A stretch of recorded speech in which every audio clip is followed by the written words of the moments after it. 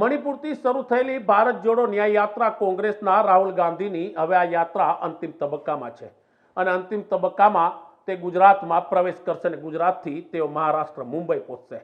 ગુજરાતના 8 જિલ્લાઓને પસંદ કરવામાં આવ્યા છે, જેમાં મુખ્યત્વે આદિવાસી વિસ્તાર છે અને આ જ વિસ્તારમાં આવતીકાલે રાજ્યના કોંગ્રેસના પ્રભારી મુકુલ વાસનિક અને રાજ્ય પ્રદેશ કોંગ્રેસ પ્રમુખ શક્તિસિંહ ગોયલ સહિતના નેતાઓ આવતીકાલે આ 8 જિલ્લાના રૂટનું નિરીક્ષણ કરશે। આપને જણાવી દઈએ કે પહેલા રાહુલ ગાંધી સૌરાષ્ટ્રના પ્રવાસે આવવાના હતા, પોરબંદર જવાના હતા, પણ જે રીતના લોકસભાની ચૂંટણીનું ગણિત છે તે પ્રમાણે કોંગ્રેસે પોતાની રણનીતિ બદલી અને